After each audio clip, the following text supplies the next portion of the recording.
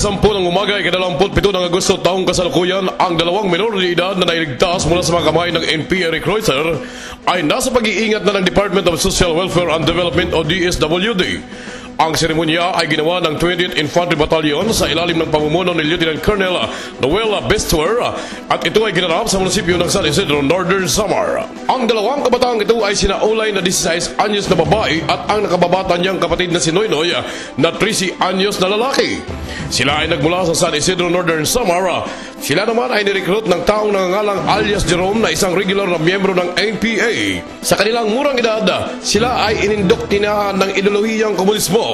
Habang sila ay nasa loob ng kampo ng NPA, sila ay binalaang papatayin ang kanilang pamilya kapag sila ay nagtangkang magsumbong sa mga sundalo.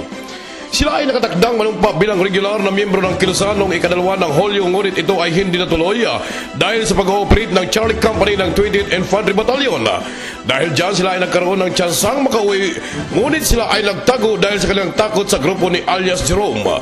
Sa tulong ng kanilang lola, napagdesisyonan ni Ulay na sumuko kay Lieutenant Adrian Philip Publico noong ika-6 ng Hulyo at ang kapatid niyang si Noynoy noong ika-11 ng Hulyo dahil sa panganib ng patuloy na pagtatago mula sa grupo ni alias Jerome. Alinsunod po sa ating Internal Peace and Security Plan Bayanihan, nagpapasalamat kami sa pakikiisa ng lokal na pamahalaan ng San Isidro, Northern Samar sa pamumuno ni Mayor Avila, pati na rin ng DSWD upang tulungan itong dalawang kabataang sa muli ay makapagpanibagong buhay.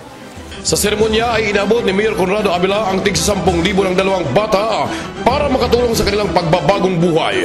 Sila ay bibigyan din ng mga pagpapayo mula sa Social Welfare Officer ng munisipyo at siya rin ay nananawagan sa iba pang mga rebelde na sumuko na at sinabing sila ay kanyang tutulungan upang makapagbagong buhay. Meron kaming educational assistance program, kaya lang mag-elementary pa siguro ito, pero kung college na mayroon kaming yun sa educational assistance program. Kung dito na ito sa amin sa DSWD, hanap kami ng paraan ng programa na para matulungan itong mga bata. Ang aktibidad na ito ay nilawan din ni Colonel Oscar Lopez na pinuno ng 803rd Infantry Brigade at sinabing siya ay hindi nagulat kung bakit nag-recruit ang mga NPA ng mga minor de edad. Ang recruitment nila hindi nagsisimula sa college level. Nagsisimula yung high school level pa lang, mga ganitong edad. So, kaya this is a proof. This is a proof na talagang sa level na bumababa sila sa level ng mga mami.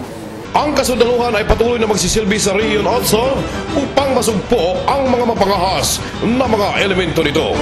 Sa ngalan po ni Major General Mario Ifsan, Commander ng 8th Infantry Division, Philippine Army, ito po si Corporal Mark Agbat ng 8th Battalion, Camp Longbalgat, Balungan City, nagulat!